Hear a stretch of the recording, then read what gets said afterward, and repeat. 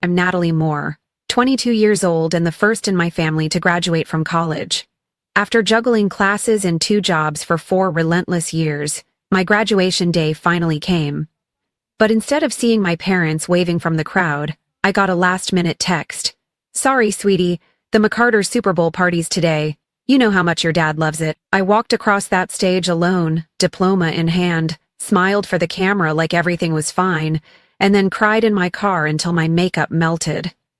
That moment, it broke me, and then it changed everything. Before I tell you how I rebuilt my life from that heartbreak, drop a comment letting me know where you're watching from. If your family ever let you down when you needed them most, hit subscribe and stay with me. Because sometimes, being left behind is exactly what pushes us forward. I was born and raised in a place where dreams rarely made it past the kitchen door. Toledo, Ohio. A town just big enough for everyone to know how many cars were in each neighbor's garage, but too small for someone like me to hide anything for long. The house I lived in with my parents was built during my grandparents' time, a single-story home with cream-colored walls now faded gray from kitchen smoke and the dust of time. Our front yard had more dirt than grass, the iron fence was rusted, and the side gate always stuck, giving off a familiar clank each time I snuck out to the library. We weren't poor to the point of going hungry, but we never knew what comfortable felt like either.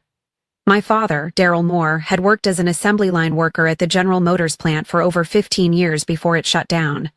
Since then, he drifted between private garages, taking whatever job paid that day, never caring about insurance or the future. He lived by the motto, "Get through today, deal with tomorrow later." My mother, Cheryl, worked part-time at a nail salon.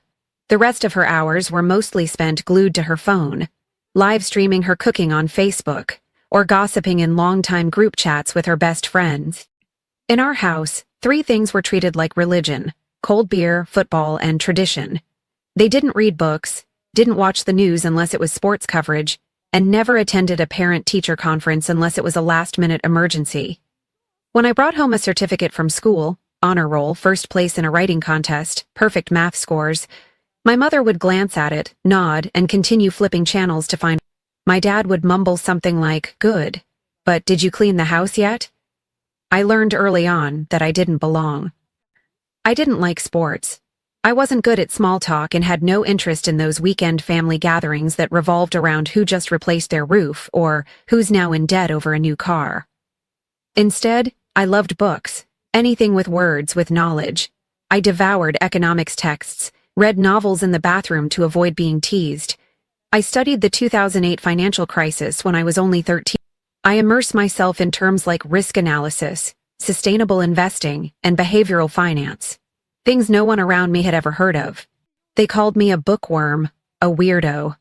Once, my dad even said to his friends right in front of me, "It's like this kid was born into the wrong house." Someone laughed. I laughed too. But inside, it felt like a knife to the gut. I can remember the last time my parents asked, "Are you okay?" Or even something as simple as, "What's on your mind?" Family meals were always drowned in the sound of the TV. Every time I tried to talk about something that happened at school, my mom would cut me off with a line like, "Tell me later, this part's good," and later never came. I learned how to be silent. I learned how to rely on myself. But I also learned how to dream. Dream of a world beyond Toledo, a place where I didn't have to apologize for being different, where I didn't have to force myself to fit into a mold that was never meant for me. I dreamed of the day someone would say, "Natalie, we need voices like yours," or even something as simple as, "We see you," and the older I got, the clearer it became. If I ever wanted to break free from that invisible cage, I'd have to pick the lock myself. No one was coming to rescue me. No one was going to hand me an opportunity. I had to claim it. But I also knew, to make that happen, I had to hide a lot, including the truth that I had applied to 10 different universities without telling a single soul in my family. I remember exactly the night I sent in my first application. It was a Friday evening. The whole house was buzzing with fried chicken takeout and the Michigan vs. Ohio State game. My dad had placed a $50 bet on the home team while my mom was flipping chocolate chip cookies in the oven. I was in my room, door locked, using the old laptop I'd worked all summer to buy back from a pawn shop. My hands trembled as I clicked submit. My first application, to the University of Michigan, a school I'd never even dared to say out loud that I dreamed of. I sent out 10 applications in total, all done in secret, late at night when the house was asleep under the dim glow of my desk lamp with the TV buzzing faintly from the living room. I used fee waiver codes from my school counselor, hunted down every small scholarship and grant I could find. I knew one thing for sure. Without financial aid, I'd never leave Toledo. I hid the response letters under my mattress. When the acceptance letter from the University of Michigan arrived with a partial merit scholarship, I held it in my hands for almost an hour, unable to believe it was real. Every bit of effort I had poured in had paid off. I imagined sharing the moment with my family. I pictured my mom hugging me, my dad saying something like, "That's my smart girl." But deep down, I knew the reality wouldn't look anything like the dream. And I was right. That evening, while the family sat eating lukewarm spaghetti, my mom had forgotten to turn off the oven. I opened the envelope, placed it on the table, and said, "I got into college, Michigan. They offered me a partial scholarship. I can go." My mom looked up from her phone, raising an eyebrow as if I'd just said something absurd. "Michigan? As in Ann Arbor? You seriously plan on leaving home?" My dad chuckled, chewing his spaghetti before waving his hand dismissively. "That school's full of rich kids. What, you think you're some genius now? Finish your degree and you'll still end up unemployed back here like the rest of those kids from up the block." Then he turned to my mom, grinning. "Told you, girl reads too much, done fried her brain." I sat there, still clutching the letter that just moments ago had felt like a treasure. "I'm not leaving home. I just want a chance. I'll get a job. I'll manage on my own." My mother sighed, slicing into her garlic bread as she muttered, "And who's gonna clean the house? Who's gonna help me with groceries? You don't just get to walk out on responsibilities whenever you feel like it." No one said congratulations. There were no hugs, no proud smiles. I cleared the dishes like I did every night, then went back to my room, closed the door, and sat on the floor.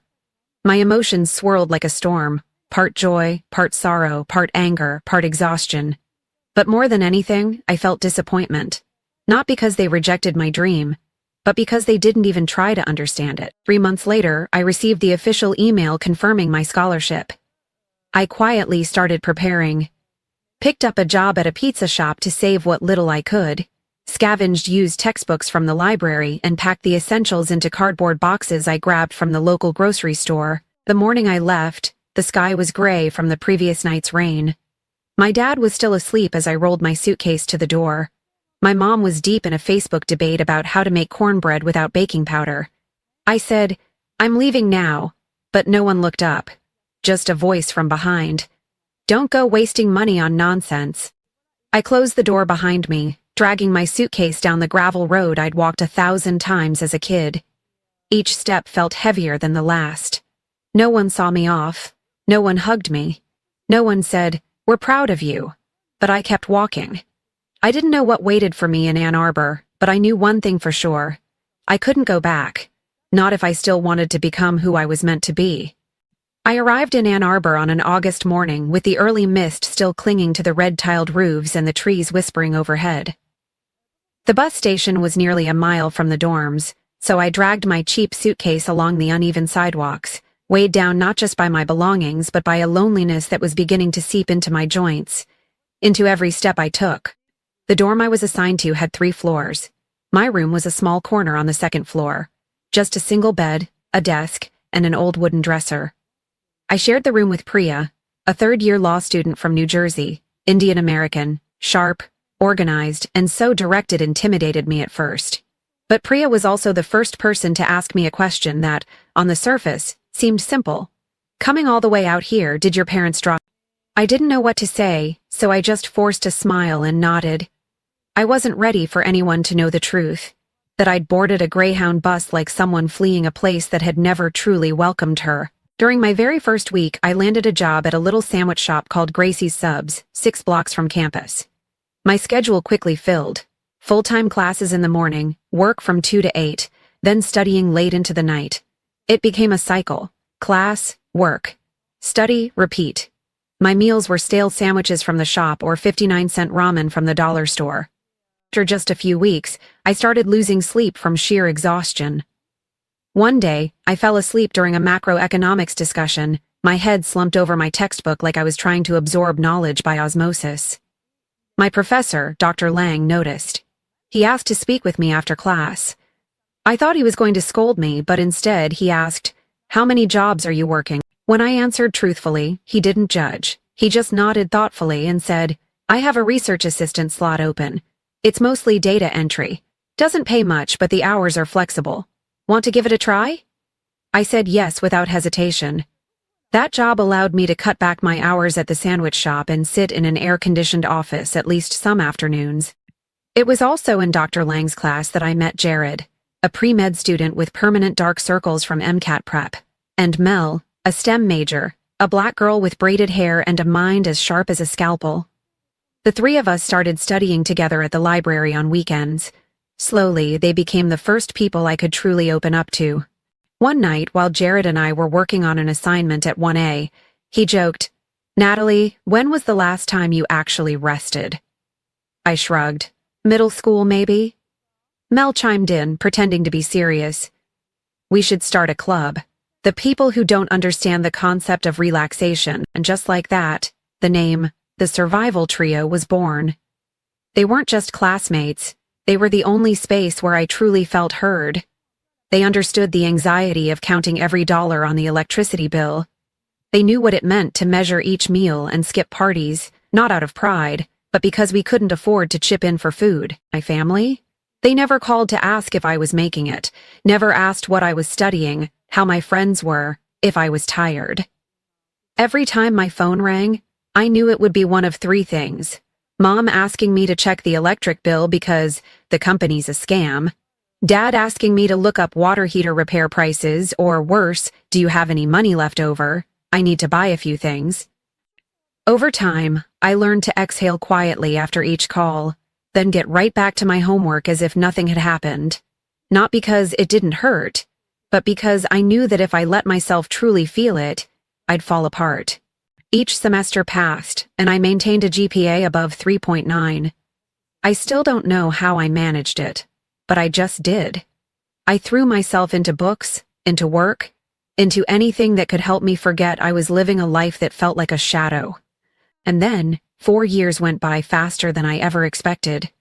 My final spring arrived bathed in soft golden sunlight and a race against time to finish my senior thesis. I was nominated for a prestigious internship at a sustainable investment firm in Austin, and my friends soared too. Jared was accepted into medical school, and Mel got an offer from a nanomaterials research program.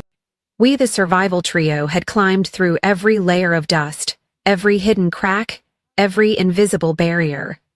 We stood strong at the summit of our own making, ready to step across that final threshold, graduation. And me? I believed, with all my heart, that this time my parents would come. They had to. How could they miss the day their daughter became the first college graduate in the family?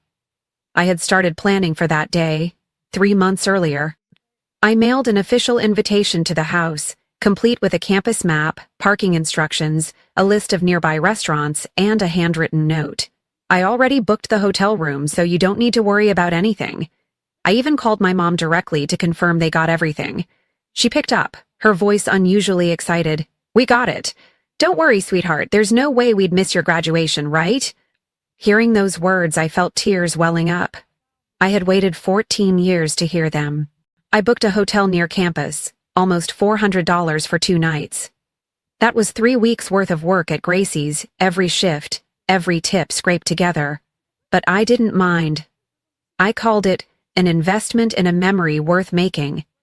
I also reserved a table at Via Rossi, an Italian restaurant, just classy enough to mark the occasion, but not overly extravagant. I even pre-selected the menu, the vegetable lasagna I remembered my mom liking, and the red wine braised beef my dad once called a dish you remember for life. Every week I called home to count down. 6 weeks left, Mom and Dad. "Yep, I'm counting the days. Only 3 more weeks. Yeah, your dad's out looking for a nice shirt to wear." I held on to those replies like a lifeline, each word a knot in the rope of hope I'd clung to my entire life. But like everything else in my story, that rope began to fray. 3 weeks before graduation, when I brought up parking passes on campus, my mom changed the subject, saying, "I'm cutting fruit. Honey, you're talking too fast." 2 weeks out, I texted her a photo of my graduation dress. She replied with, "A pretty machete, but that same weekend, the McCarters are throwing the biggest Super Bowl party ever. They're even hiring an outside chef." I froze. The McCarters. Super Bowl. 2 words I'd heard over and over growing up. Our famously extravagant neighbors who hosted massive parties every year. But this time, the Super Bowl weekend fell on the same weekend as my graduation. "I thought you said you were definitely coming," I texted. It wasn't until the next day that I got a reply. "Your dad's shoulder is acting up. He can't drive that far. You know I'm not good with highways. And Linda asked me to make cheesecake. She's counting on me." Stared at the screen. My hand clenched so tightly it turned pale. The graduation ceremony was scheduled for 10 a.m. on Sunday. The Super Bowl didn't start until 6 p.m. The drive from Toledo to Ann Arbor was just over an hour. They absolutely could make it. They just didn't want to. I texted, "Mom, this is the day I've spent 4 years working toward. It's also the first time someone in our family will graduate from college. It's a big deal." She replied 5 minutes later with just one sentence. "Don't make such a fuss, honey. There'll be plenty of other occasions." I bit my lip hard and went silent. I didn't send anything else. I went to pick up my graduation gown and cap from the student office. When the staff member handed me the pressed black robe and the cap with a shimmering purple tassel, I turned away quickly, afraid she'd see my eyes already turning red. Still held their seats at the ceremony. Second row, left side of the stage, 3 empty chairs. The night before graduation, I prepared everything, carefully. My dress ironed, shoes polished, honor cords draped around my neck, and my name listed in the commencement program, Natalie Moore, GPA 3.93, Pi Beta Kappa. At nearly midnight, I left my parents a voicemail. "Tomorrow's graduation. The ceremony starts at 10. I've saved your seats. If Dad's tired, Mom can drive. Even if you're late, I still hope to see you. I'll be waiting." The next morning, I woke up at 6. Got dressed in silence. Pulled my hair back into a neat bun. Dabbed some blush so I wouldn't look too pale. I left the dorm early, walking through a morning fog so thin and gray, it felt like a sorrowful veil settling over my chest. Campus was packed. Everyone had someone. Some kids brought grandmas in wheelchairs. Little siblings ran through the grass wearing t-shirts printed with their graduate's face. Laughter, names being called, the click of cameras. It all rose like waves crashing around me. Walked to the student check-in area. In the pocket of my gown, I kept my phone, just in case my parents arrived late. At 9:52 a.m., the screen lit up. My heart clenched. But it wasn't a message, it was a Facebook notification. Cheryl Moore had just posted 3 new photos. I tapped to open. The first picture was a food table overflowing with cheesecake, snacks, and chilled beer. The second showed my mother with Linda, both grinning in matching team jerseys. The third was a group selfie in front of a giant TV screen, captioned, "Super Bowl Sunday greater than any other celebration." I checked the time. 9:56 a.m. I stood frozen. My hands trembled so much I had to raise one to steady the collar of my gown. Then a voice rang out, "Natalie Moore," swallowed the lump in my throat. Took a deep breath, walked out into the center of the field, surrounded by hundreds of clapping hands. Not for me. I bowed to receive my diploma, smiled for the camera. And, just as I turned to walk off stage, I looked over to the second row on the left. 3 empty seats. Never used. After the ceremony, while everyone gathered for photos with their families, I slipped past them quietly, avoiding cameras, avoiding the pity in people's eyes. I walked straight back to the dorm, still wearing my gown, and when the door closed behind me, I finally allowed myself to collapse, head in hands, and cried not because they didn't show up, but because I had truly believed this time would be different. 2 days later, my phone rang again. It was my dad. I answered, my voice still raw. "Hello?" His voice came through, light as ever. Hey Natalie, I need a favor. The roof's leaking. Looks like the back half's shot. The repair guy says it'll cost around $3,200. Your mom said you got some graduation money. And in that moment, I realized, to them, the degree I held mattered less than a roof repair invoice. I don't remember how I ended the call. I just remember sitting on my bed afterward, motionless for nearly an hour. Phone face down on the pillow. Eyes locked on the tiny crack in the ceiling. That one sentence kept echoing in my head. Your mom said you got some graduation money. Not a single, congratulations, you did it. Not a, we're proud of you. No questions about how I felt. Not even a hint of regret for not showing up. Just a request. Once again, they needed something from me. I felt like an emotional ATH. 22 years of being approached only when they needed to withdraw something. Money, energy, patience. Even the last ounce of tolerance I had left. And the worst part was that I had let it happen for far too long. That night, I didn't sleep. I quietly opened the graduation photos Lily had sent me. Pictures of me standing with my friends, still smiling despite my red, puffy eyes. Photos of me receiving my diploma, sunlight catching the folds of my gown, creating a glow that looked radiant but felt utterly hollow. I opened my laptop and logged into the employee portal of GreenCap Investment Group, the company I had accepted an offer from 3 weeks earlier, a financial analyst role in their sustainable investment division based in Austin, Texas. I typed a short email to the hiring manager. Due to unexpected personal circumstances, I'd like to ask if it's possible to begin earlier than my original start date. I'm ready to relocate to Austin anytime.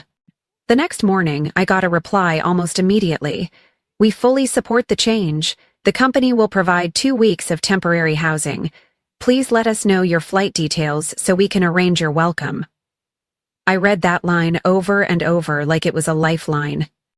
A new city. A place without words that cut deep. A space where I could begin again, this time, carrying no one's expectations but my own. I packed my things. Not much. A few changes of clothes, my laptop, textbooks, and a single framed photo of me with Jared, Mel, and Priya from an all-night study session. People who had stood beside me simply because they cared, not because they needed anything from me. Before I left Ann Arbor, I called my mom. I'm moving to Austin next Tuesday.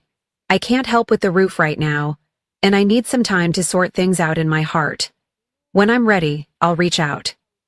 Silence on the other end, and she replied, her voice tight with restrained irritation.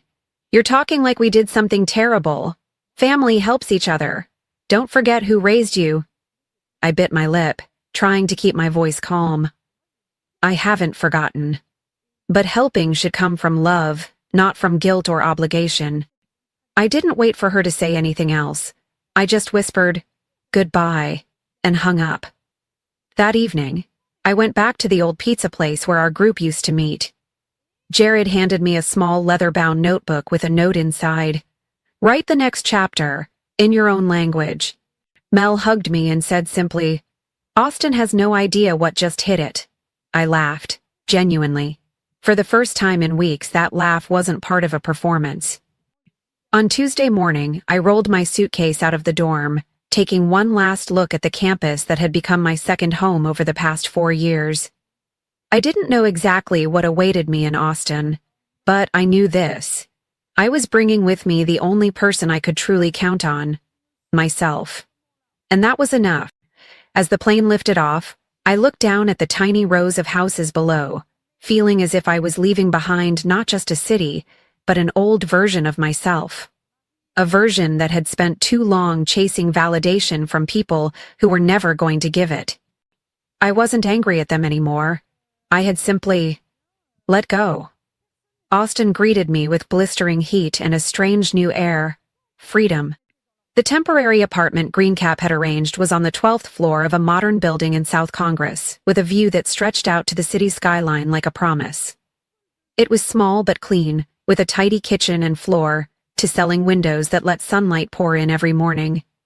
I had never lived anywhere like it, where nothing reminded me of duty and everything whispered instead, this is where you begin again. The first week at the company passed like a dream.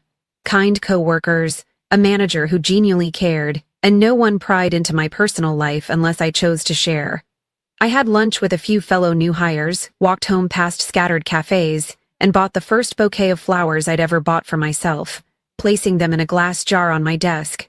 A simple act, but one that made me feel like I had control over something, however small. I hadn't called home. I hadn't texted.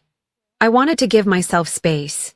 To be someone new, untethered from the roles of the good daughter or the family support bank.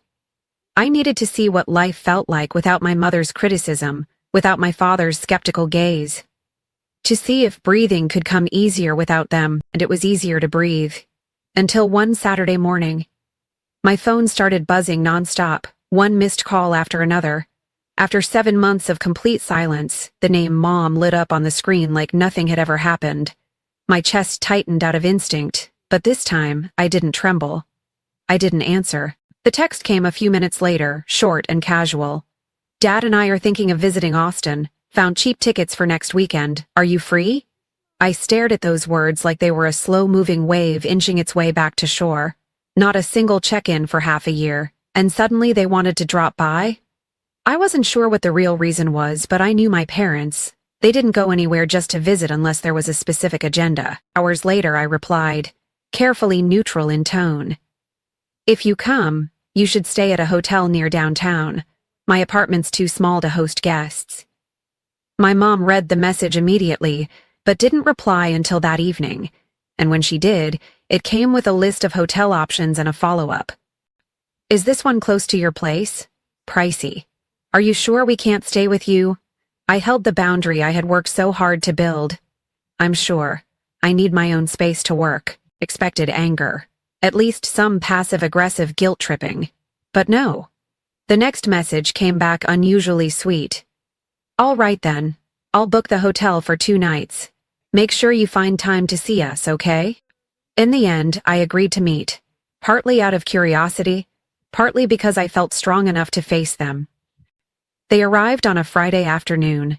My mom stepped out of the taxi holding a bag of homemade cookies and wearing a smile that didn't quite reach her eyes. My dad looked noticeably older, more gray, a fuller gut, still wearing that same tired plaid shirt, his shoulders a little more stooped. I hugged them, just enough to be polite. They hugged back, but I could feel the mismatch between us. I was an updated version of myself, and they were still the people who never understood why I had changed. That first evening, I took them to a Tex-Mex spot near downtown. My mom smiled awkwardly through most of the meal. My dad stared at the menu like he couldn't believe a taco costs almost $10. They asked a few polite questions about work. I gave them a summary. Finance firm, ESG investments, data analysis, risk evaluations for renewable energy projects. Mom nodded, but her eyes were still on her plate. Dad took a sip of beer, then suddenly set the glass down and said, "Actually, we came to Austin because there's something we need to talk to you about." I set my fork down, heart sinking with instinctive dread. I knew that line. I had heard it my entire life, he'd continued. My old buddy Doug. He's starting a small real estate company. Kind of a startup, you know? Needs some early investors to get in on the ground floor. They're eyeing a suburb outside Dallas. If he can get about $5,000 up front, he says you can buy in as a shareholder. I figure with your finance background, you'd see the value in something like this. My mother chimed in, her voice sweet like artificial honey. Of course, we're not pressuring you. We just really thought this could be a great opportunity for you to help the family a little. I looked at them, the pair who had never once put me ahead of a football game, a meal, or a neighborhood party. The pair who let me walk across that stage alone, and then called afterward only to ask if I had money. And now, after flying thousands of miles, their reason for finally seeing me was to ask me to invest in my dad's friend's business. I placed both hands on the table, clenched them tightly to stay calm. Then I looked straight into their eyes, for the first time, without flinching, and I asked, quietly but clearly, "Did you come here for me, or for the money?" Silence. The air around the table turned cold, solid. My mother let out a tight smile, leaning forward, her voice gentle, but something underneath that softness felt rehearsed. "Sweetheart, Why would you say that? We're your parents. We came to see you. It's been so long. The investment thing just happened to come up, that's all. I didn't reply. I just looked, silent, holding their gaze like I was daring them to see everything they had always avoided. My father crossed his arms, leaning back slightly, his lips tightening before finally snapping. That kind of talk is disrespectful. I flew all the way out here, and now you're acting like we're freeloaders. I took a deep breath, heart heavy, but this time I didn't look away. No, Dad, I'm just trying to separate love from obligation. Every time we needed family, we were an option. But whenever you needed something from us, we became a duty. My mother set her napkin down with a dry laugh. You're blowing this way out of proportion. It's a small thing. You talk like we're villains or something. I shook my head gently. I couldn't cry anymore. The pain had crystallized into something clearer, like a scar that no longer stings, but cools when touched by the wind. Do you realize that in all 4 years of college, I never once heard you say congratulations? My graduation, the most important day of my life, I stood under that burning sun waiting for you, 3 empty seats. While you were posting pictures of tacos and beer at the McCarters. And you don't think anything about that is wrong? My final words came out in a near whisper, thick with emotion. My dad snapped, his voice hard and sharp. You're still a kid, talking like you've got all the answers. I sweated to raise you, and now you're lecturing me? Family's supposed to support each other. I thought you understood that. I looked at him, and for the first time saw it clearly. He didn't think he was wrong. He only saw my resistance. And to him, that meant I was ungrateful. My mother turned to me, her eyes beginning to glisten. She always used tears as a kind of passive weapon. Sweetheart, I know we've made mistakes. But you're so cold. Do you think it didn't hurt us when you left and never called? My reply came in a voice so calm it startled even me. I didn't leave. I walked away from a relationship that only ever flowed one way. And that's the only thing that kept me alive. Stood up, picked up my wallet, left my card on the table. I'll pay for this dinner. Like I've paid for everything else, including trust. My father called after me, voice rising with frustration. If you walk away now, don't expect us to open our hearts again. I turned back one last time. You don't need to open your hearts. You just need to learn how to look back. As for me, I've already learned enough. I walked out of the restaurant. Austin had just seen a light rain. With every step, it felt like I was shedding a weight I had carried on my back for years. I walked home, raindrops speckling my jacket, my heart in knots, but lighter than it had ever been. The message came close to midnight. Can you drive us to the airport tomorrow morning? Taxis are expensive here. I didn't respond right away. I brewed a cup of hot tea, sat by the window, watched the city lights shimmer, like veins of life I never thought I'd be allowed to touch. Then, slowly, I picked up my phone and typed, from the hotel, walk 3 blocks to the metro rail station. The red line goes straight to the airport. $3.25 per person. Safe travels. I set the phone down, turned off notifications, and returned to the warmth of my own space. No more waiting.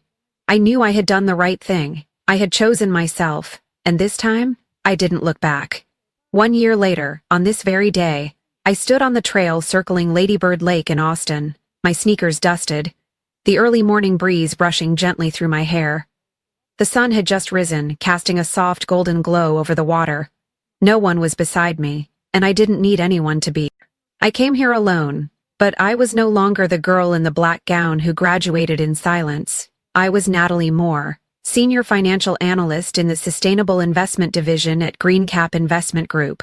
I had my own small apartment in East Austin, with bookshelves I built myself, photo frames filled with laughter, and a cat basket by the sun-drenched window. I had a life no one handed to me. I built it, brick by brick, breath by breath. After that final confrontation with my parents, things didn't go completely silent, but quiet enough that I felt safe in the distance I had chosen. My mother still sent messages now and then, mostly about the neighbors, the weather, or gossip from Toledo. I responded politely, briefly, never letting those words find their way into my heart again. Drew clear financial boundaries. No transfers. No joint investments. No emergency rescues. I sent birthday cards with modest gift cards.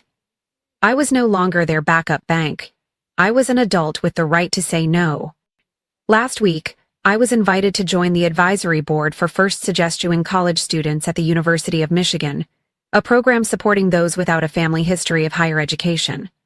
I said yes immediately, and this morning I'm meeting a girl named Alina, a junior from El Paso, unsure whether to pursue a degree in economics. She messaged me that her parents want her to be more practical and choose something less risky. I smiled sadly, reading those words, because in that short sentence I saw a reflection of my younger self, and for the first time I realized I no longer felt stuck in my past. I live in the present, a present I chose. I still go to work every day, still dive into reports, but now I also carve out time for myself. Saturday afternoons at the farmer's market, Wednesday night board games with my new circle of friends, and I no longer feel guilty for enjoying something simply because I want to. I've learned, you don't need permission to be happy. On the coffee table in my living room, I keep a small photo frame. It holds a picture of me in my graduation gown, standing between Lily, Jared, Mel, and Priya. Not one of them shares my blood, but every single one of them is family, chosen, not assigned. The kind that never walked away, never demanded, never turned love into a transaction. I used to believe walking alone meant I'd failed, that if no one was there to clap, the victory didn't matter. But now, I know. Walking alone isn't failure. It's the beginning of freedom. I unlocked my phone, for the first time in a year, and posted that graduation photo publicly. No tags, no mentions, just a short caption. A year later, I understand. Walking alone isn't failure. It's the first step toward freedom. I left it there. No need for validation, no need for permission, just the truth as it stands. If you've ever found yourself standing at the edge between what your family expects and what your heart longs for, I hope you know this. You have a right to choose. You have a right to walk away, even if you have to walk alone. Not because you're selfish, but because you deserve a life that doesn't ask you to shrink in order to fit someone else's idea of who you should be. Leave a comment if this story speaks to you. And if you're somewhere on that hard road, I want you to know, you are not alone. Sometimes the bravest thing you can do is walk away, even if the people you're walking away from are the very ones who were supposed to love you most.